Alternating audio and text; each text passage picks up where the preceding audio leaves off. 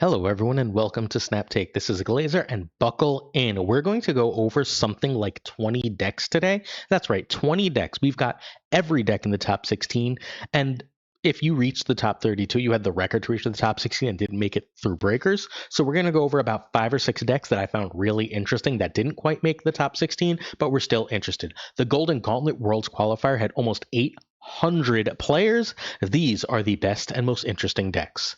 Kicking off with the number 31 deck from a player named Hairraiser. I'm not familiar with Hairraiser, but hey, here's a rule of thumb. If you nearly make the cut and post a winning record and you run Kang, you get to be in my video. It's one of those rules here. This is a fairly cool Cerebro 3 move. Cerebro 3 move is a deck that exists because of Ghost Spider's recent buff to a 1/3. That card plus Madam Web gives you the ability to make multiple men, indeed, is extremely powerful if you can get Cerebro Mystique going, or even just with Cerebro, because you can make so many freaking cards that way. Of course, this deck can be hard countered by things like Negasonic, by things like by a well-timed Enchantress, or whatever else, right? Kang gives you a bit of extra information.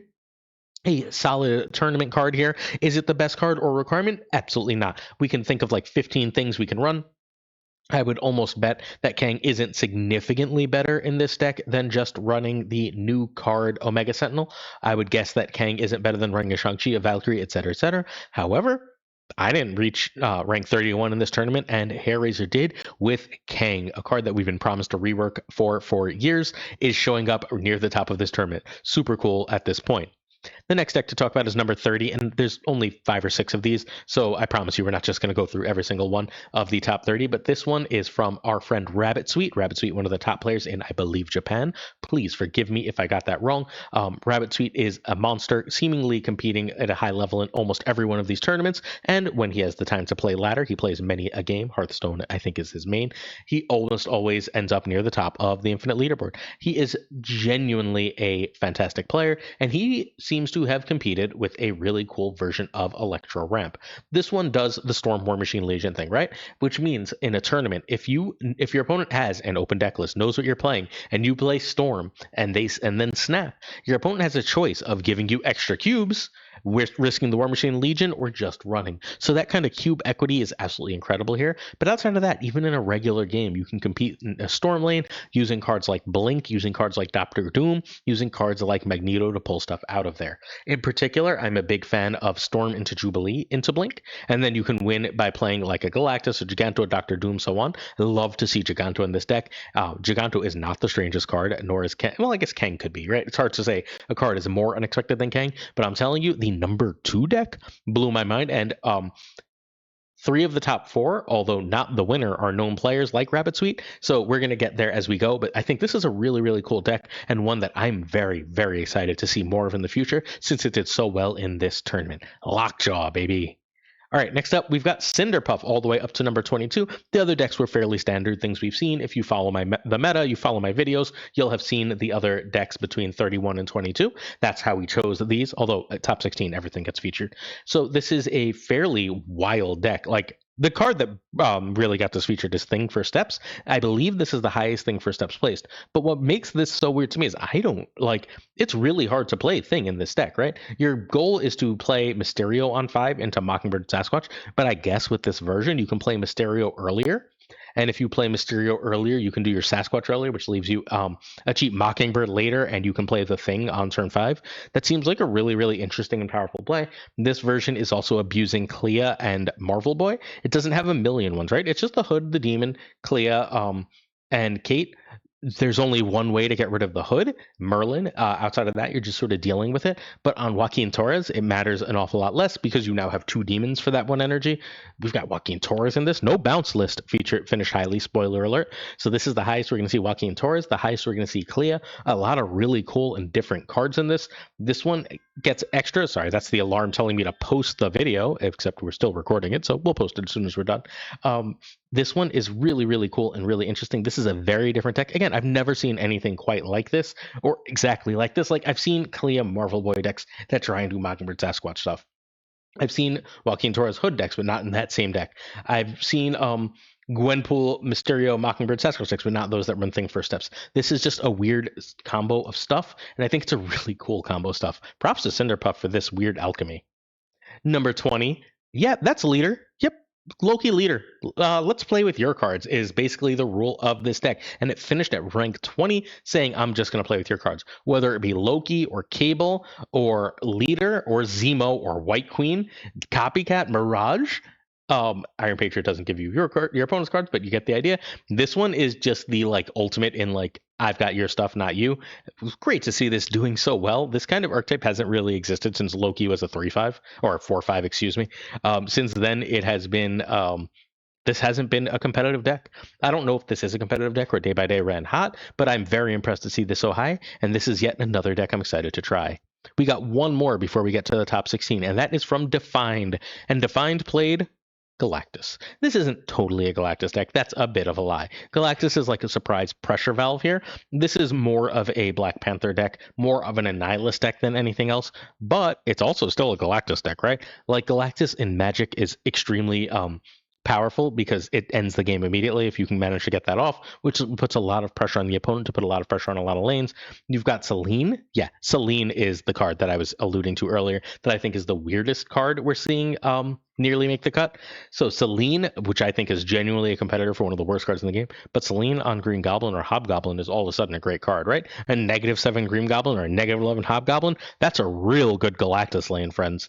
So especially if you can do the Green Goblin thing in one lane and get to a Sentry Annihilus in another, like you are really cooking. How is your opponent planning to stop Galactus at that point? This one is very cool. I am hugely impressed with a freaking Panther Zola Galactus list able to make the top 20 of this giant tournament. This one is, again, like, this is one of the best Galactus finishes in recent memory. I think it's been like 2 years since Galactus finished this high in a real tournament. So huge props, and I don't think Selene has ever been close to these heights in a tournament. Before we go forward, if you'd like to win a Viv Vision, all you have to do is sub, like, and comment. I will tell you what comment to leave on this video later this video if you would like to win Viv Vision. If you check the community posts, there are 5 winners of Viv Vision for the first week of the season announced. We are giving away another Viv Vision this week. All you got to do is sub, like, and leave a comment on this and any video on the channel this week.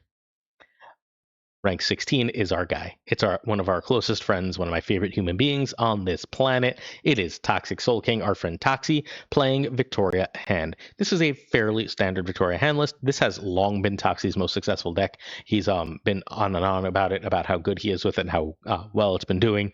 This is like whenever he starts bleeding rank, he plays this and climbs right back up. Good to see that continuing in a tournament setting. This is running Frigga and Moon Girl, largely for extra Victoria Hands, though we're happy to get extra hoods.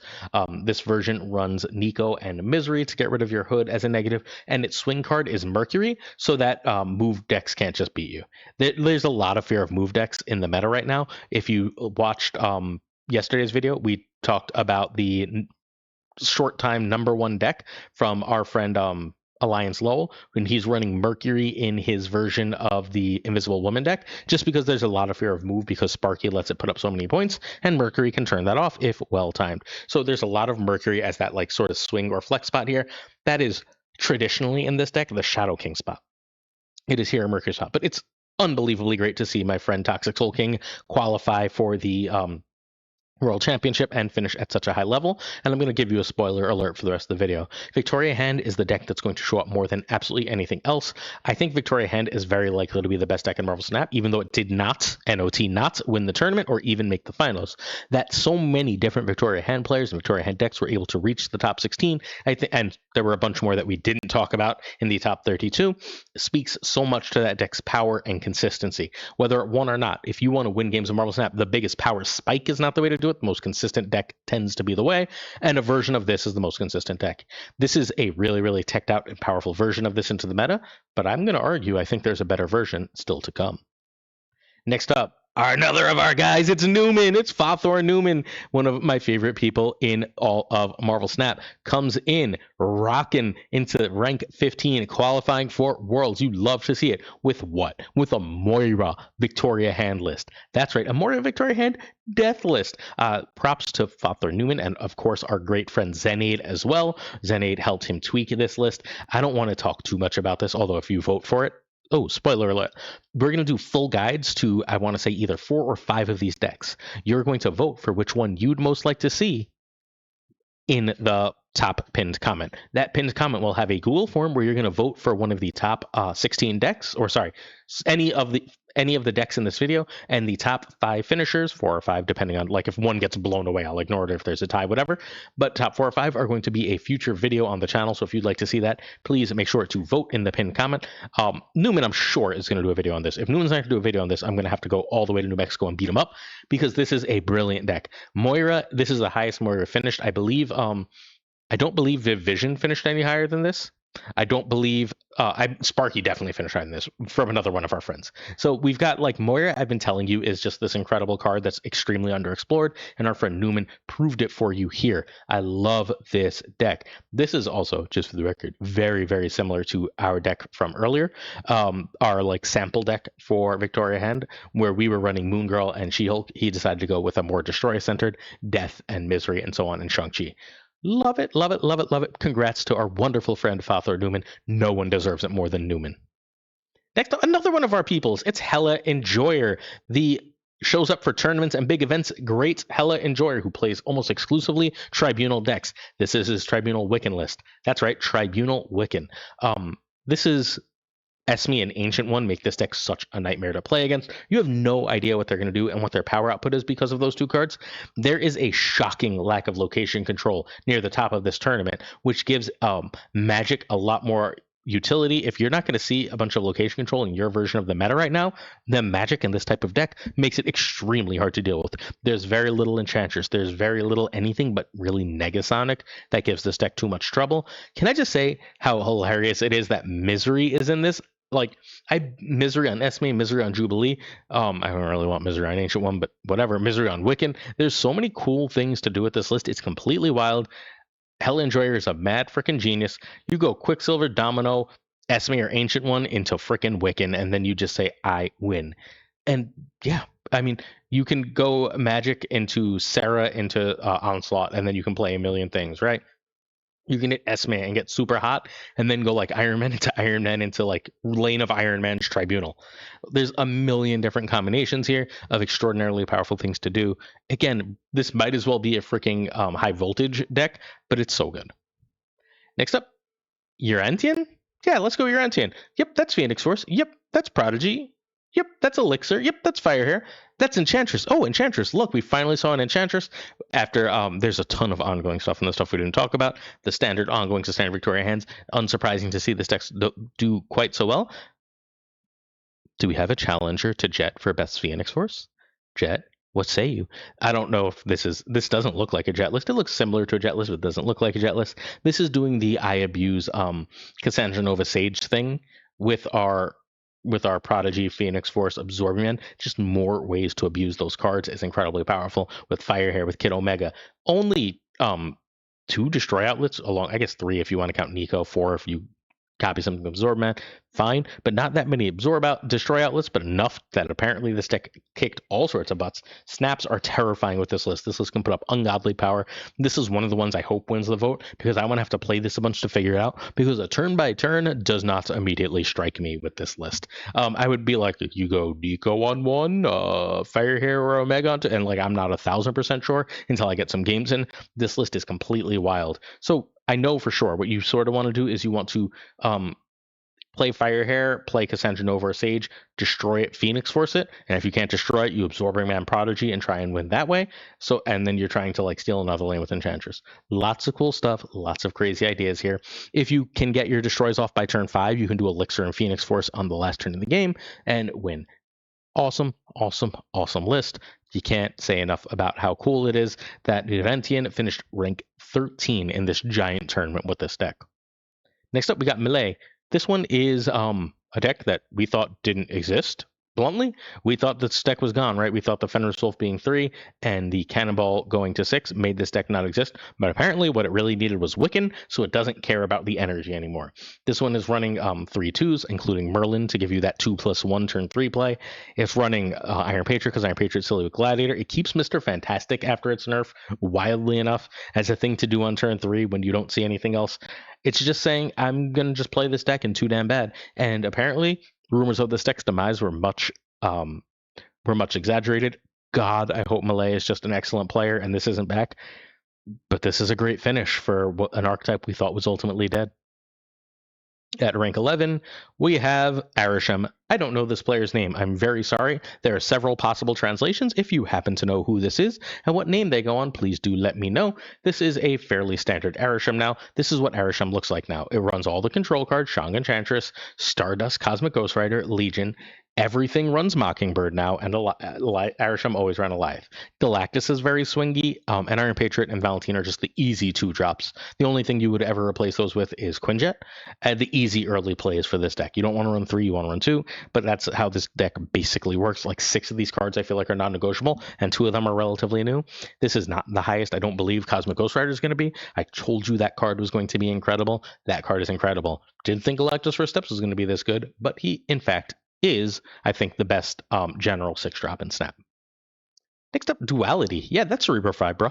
Cerebro 5 Merlin, because if you play the location change spell, Merlin is, you guessed it, a 5. Everything else here should make total sense to you, right? Like everything else here seems relatively obvious. You're doing the Ancient one to go super, super big on Cerebro, way over the top of anything else. You've got Scarlet Spider and Doom for multiple 5s. You've got Sarah to cheat a bunch of stuff on the last turn. Wave in order to cheat out a Doom early. Ms. Marvel as sort of a backup if locations don't go your way for Ancient One shenanigans. Putting 15 in both side lanes is usually pretty damn good. If you have a couple extra 5s there, that's 25 power, enough to win a lot of games of Snap. Awesome stuff. You just have to keep the Ms. Marvel in mind. You have to keep the Ms. Marvel in mind, and you should be fine to make sure that you don't accidentally put Merlin in the same lane as Rhino or anything along those lines. But outside or in the same left or right lane, fine if they're in the center. And you should be totally fine. This list is freaking phenomenal. Genuinely a very, very cool list in Marvel Snap. Merlin is a stroke of genius here. There's not a 5-cost location change. Say a 5 power location change for Cerebro, and Merlin goes here. I hit Infinite with a deck that was very similar. I want to say 1, 2, 3 cards different. It didn't run Merlin. It didn't run Juggernaut because Juggernaut was still a 3/3. But I hit Infinite with basically this list last season. It's incredibly strong. No one knows how much power it can put up. It's absolutely sick and wild. Make sure you check this out. If you want to see what I hit Infinite with this season, by the way, make sure you keep it here because that'll be tomorrow morning's video. Before we go forward, if you don't want to miss tomorrow morning's video, sub, like, comment. Help us fight that YouTube algorithm, which has, since we moved away, been really, really difficult to us. Your sub, like, and comment do help us reach a wider audience. If you're willing to help support, it would mean the whole world. Also, make sure you don't miss the deck I hit Infinite with tomorrow. I think it is genuinely the easiest Infinite I've ever hit with this deck, so you're not going to want to miss that. And it uses Airwalker, so hopefully you got that card for free. At 9, we have Corvus Enjoyer. I know the name. I can't remember who that is, but we've definitely chatted. Hi, Corvus Enjoyer. Corvus Enjoyer is playing a Vicky hand. This is a reasonably standard Vicky hand. I like this one a little better into the meta than the previous one, although they're not totally dissimilar. This one throws in an America Chavez because America Chavez giving +6 to cards is very, very strong using Misery, and America Chavez giving +3 is just a nice extra power boost. Think about how great the Mirage boost is, and now do that with America. It's good, right? Getting Hood to 0 means you're less likely to have to destroy that. Having a 0 is a lot better than having a -3. And outside of that, we're running a fairly similar curve to the version we talked about from our friend Toxic Soul King. So we're not going to go into any super great detail there. But yeah. And Mobius is the swing card here, right? Like Mobius just saying, I don't feel like losing to silly bullshit. And there's still some powerful silly bullshit that was able to beat this. But hey, rank 9 is nothing to be sad about. We're on to the top 8 with Veronica. Veronica used Clog. Yep. There's not a lot of Merlin, right? We've seen Merlin here and there. There's not a lot of answers to Clog. There's not a lot of Killmonger. We haven't seen a single Killmonger. So Merlin. It's just, so Merlin Clog. Yeah, that's it. It's just that simple. If you're running Merlin in your Clog deck and you play Merlin, then your debris stuff, your Hood that you can't send over, any of that stuff just becomes pure upside to you. And you've got Clog with the full magic package with everything else you need. You can do rug pulls with Merlin and his spell with magic. This deck is gross. It puts up a ton of power, and it's really, really hard to beat in Conquest. Much simpler in Ladder, where you can just run for 1, right? But you can only run for 1 so many times in Conquest, and so this reached top 8 in the tournament setting. Very powerful deck, lots of stuff to do. Rank 7, we have a Suji deck. Yeah, that's right, Super Giant in a version of the sort of control Ronin archetype. This one just runs Maximus for Ronin, nothing else, saying you're just gonna have cards in hand, and everything else in this list is a control card. Electra, I don't want to deal with a bad one. Mercury, I don't want to deal with move. Daredevil, I can tell exactly what to do on 5. Shadow King, no, stop scaling. Maximus, your big power spike at the end. Cosmo, no. Negasonic, no. Mobius, no. Supergiant, no. And then Gladiator and Ronin for some stats, and Eliath for more, no. This is a very no-y deck. I am personally, the archetype I am worst with of all the good decks in the game is Supergiant. I am bad with this list. I always overthink myself. When I play Supergiant, I go, oh, they're gonna do this, and then I think like 17 different things, and I can't get back to the original thought, and then they do the original thought, and I'm like, oh, right. That's the thing I was supposed to play around, and I outthought myself. I convinced myself otherwise. It's poopy. That's what it is. It's poopy. But what are you gonna do? I love losing to this because every time I'm like, oh, that's what I'm supposed to do when I play it. Because just this doesn't work with my brain, but it is rank 7 in this tournament. So if it works with your brain, go have at it. Bad Musician, a player I'm not familiar with, used Arishem. This is thankfully the highest Arishem. No offense to Bad Musician. This is thankfully the highest Arishem because, you know, we love seeing Arishem, and this is yet another stranger version of the list. Stardust and Cosmic Ghost Rider again, but no Shangri Enchantress. An open deck list. What? Supergiant, however, for extreme frustration. Quake for rug pulls. Warlock for draw. Iron Patriot for extra cards. Black Cat because you just have an extra energy fairly often. Valentina is amazing in Arishem. Hulkling for extra unpredictability. Captain Marvel for extra unpredictability. This one's just saying, if you don't know what I'm doing, I should be able to beat you. Bad Musician, props for a great showing. I think the other version is more standard for ladder or for conquest. This version for open deck list, though, is a nightmare to play against. You have to constantly go, oh my god, are they going to Quake? Oh my god, do they have the Quake? Oh my god, do they have the Stardust? Oh my god, do they have the Cosmic Ghost Rider? And that seems like it's extra strong for this type of format. Number 5 is our guy, Hanifer, 727, keeping the 727 back in his name. We'll miss you forever, Scotta. Quick moment of sadness, sorry. This is the highest Victoria hand, I believe. I hope, I think. We'll double check if I'm wrong in a minute. But I think this is the highest Victoria hand list. This is the list that Hanifer plays near the top of the Infinite Leaderboard all the time. It is the Zunes played this to a really high rank last season too. This is the like use Merlin to move around Werewolf and then just run the Victoria hand package. That's kind of it. It does Juggernaut to steal a lane, and then you should be able to win because you've got either Victoria Hand shenanigans or Werewolf shenanigans to win. It's a ton of power. I think this is probably the best version of this deck right now because Werewolf is very easy to get to a crazy amount of power. The downside to this deck, of course, is how many people are running Mercury because of the other move cards, but outside of that, this one is an absolute monster. Hey, come check out a stream at twitch.tv/PulseGlazer if you're so inclined. It would mean a lot if you're willing to support us. Our next stream should be tomorrow morning, assuming my Wi-Fi behaves. If my Wi-Fi doesn't behave, then we'll raid out. But my new router is on its way in the mail, so that should not be a problem for long. But if you're interested in checking out twitch.tv/PulseGlazer, it would mean 1, a lot, and 2, we're going to play whatever of these decks. We're going to take your recommendations about which of these decks to play. So if you stop by, that's what we're doing. Number 4. I lied. That wasn't the highest Victoria hand. This is Unity. You know Unity. Unity often near the top of the Infinite Leaderboard, now near the top of the tournament. This is very similar to that previous list. Just saying I'm not bothering with that werewolf crap. I'm just going to run all the way. This is very, very similar once more to the Toxic Soul King version. Really strong, really consistent, really straightforward. You see how many Vicky hands we've talked about. We've talked about like 5 Vicky hands. It's the best and most consistent deck in the game, but it did lose in the final 4. Props to Unity and Hanifer for taking the best deck and then absolutely crushing with it to reach the top 4 when everyone knows exactly what this deck does. Everyone knows what its output range is and everyone knows what it's doing. So you just have to like play extremely sound technical Snap really well, really smoothly to reach this high with such a known deck. Very impressive finishes from these wonderful people. Number 3, it's our friend Ava. Hey Ava, how you doing, friend? Ava took the Sizer list, the Hellion Heimdall version of Move. Sizer took a very, very similar list to this. I think 1 card different, and didn't actually make the cut, didn't participate as well, ended up dropping so he can go to sleep, given the weird hours of the tournament. Ava, our great friend, Ava Zord, you can find on twitch.tv/Ava Zord, hit rank 3, finished 3rd place in the tournament with this, losing in the end to the eventual winner. What a list. What a list this one is. This puts up more points than anything. This is the version of move that I'm best with personally. I'm not as good with bounce move as I am with this. This list I'm very, very good with at planning, at figuring out what to do, because there's just slightly less moving parts, the slightly less overall power output, but more control, which I like, which gives me a little bit more feel like I know what I'm doing in the game. The other one feels like I'm swerving wildly from left to right. This one feels like more like I'm playing within some roles. But this one's just saying Sparky makes Dagger and Human Torch stupid. Cloak and Hellion make Craven stupid. And then I've got Eliath, Heimdall, and Cosmo to lock down games. Beautiful list. What a beast. We've covered this multiple times recently, so if you want to vote for it, fine. But also just like check out some recent videos. Check out like the day one Sparky video, and you'll find this deck. It's like the rank 1 Sparky video from Wednesday is this deck, or within a card or two at the very least. So like if you want to vote for it, feel free.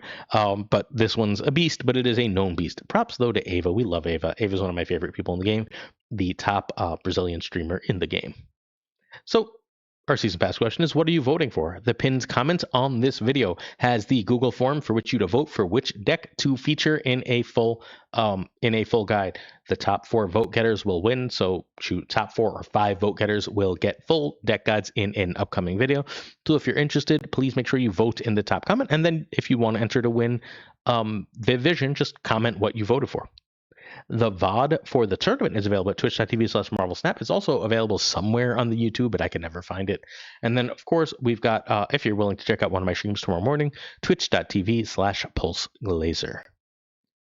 Canadian Alfredo, Marvel Snap Zone writer, the unsung hero of Marvel Snap Zone. Everyone, this is so arrogant. I'm so sorry. I started to say it, but I'm just going to say it. Everyone knows me. Everyone knows Den. Everyone knows Safety Blade. Everyone knows Lauren Whatevs. Canadian Alfredo, the unsung hero of Marvel Snap, who does all the dirty work, compiling information, writing, is one of the top players, finishing right in number 2 in this tournament with Morgan Le Fay. That's right, Morgan Le Fay. We featured a deck that was reasonably similar to this yesterday. Yesterday? Yeah, I feel like it was yesterday. I'm 90% sure it was deck 3 yesterday in yesterday's video. But wow, finishing that high with this deck. I've played this deck. It's very good. I have no doubt this deck is very good, but like it's so hard to measure your point output and make sure you win. To finish this high with this list, through this many Victoria hand lists, through this many Shadow Kings is amazing. This does have one huge benefit. How many decks did we see that didn't run Killmonger? That Killmonger would have rolled the face off. Well, Killmonger beats the crap out of 1,000 decks, and here's Killmonger in Canadian Alfredo's deck. So you love to see that. We've got Morgan, we've got a cheap death. This is so cool to see this so high. Firehair and Airwalker at the top of the tournament. This is not the Airwalker deck I hit Infinite with, by the way. That one is much easier to play, and Airwalker is a much simpler piece in that deck. However, this list is awesome. I'm so excited. Congrats to our friend Canadian Alfredo. You love to see so many regular contributors, regular friends of the channel do so well in a major tournament. Love to see it. However, the number 1 player I've never seen before in my life, the Electric Flame, was able to take this tournament down using what? An Apocalypse Khonshu list?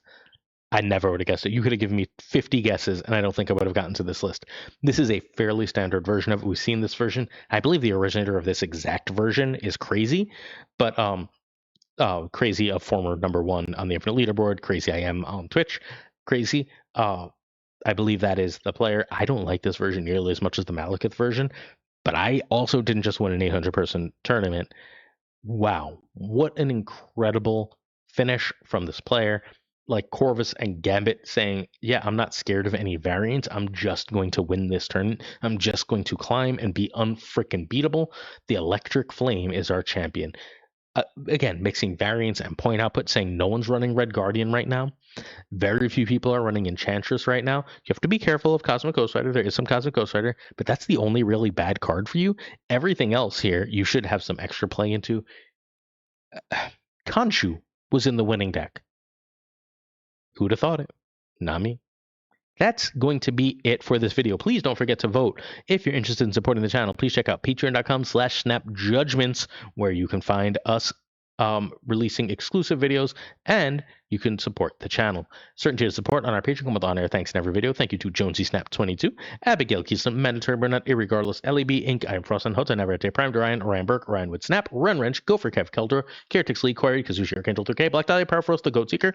Pyrofrose's deck is what I hit infinite with. Code, Hallowed Synthetic, Absolute Channel, Dirty Casual, Mr. Kerfuffle, Cables, Ginger Prime, Philly, Haplo, Kenny Loggins of the Danger Zone, The Biz of Black Tubes 23, XFC, and Skippy G, Jessica Gamble, Slush Death, The King of Bros, The Great Kazoo, Werewolf, Kevsiota, Clam, Colonel Foreman, Rob Silverman, David G. Wingfield, Steven, Brian Coffin, Tristan H. Martin, Jason B, Matt V, Corwin, John Cuban, Jimmy Q, You Stout, 8 Sage, 1 Big Man, Cactus Jack, Reetzer, Steve 0131, Yo Marco, Ted Pro, and Quid Pro Joe, Snap Decisions Joe, Bickety Boom Bot, Bricks 2, Click, Green, Goblin, Unibot V2, Fun 56, Spectrum Mix, Hoot, Only Fox, Matt H, DJ, Mike Hedging, sorry for not making it, Mikey, No Flex, Nick, The Greek Geek, Rank 16 player, Toxic Soul King, Zadrak 74, King of Canada, JJ, Den Man, Falcon, Rank 15 player, Fuck Thor, Newman, Two Ties, The Great Lauren Redevs, The Pirate King Tucker, and of course Gunny T. The T stands for. That's it for today's video. I hope you enjoyed it, and I'll see you later today. Later today, actually, is going to be our raid video. That raid video, I know some of you don't like raid videos, deal with me. That raid video will have the story of the day of my move to Vietnam. So if you're interested in that, please do check out that video, and I'll see you tomorrow for some more Snap Take. Peace.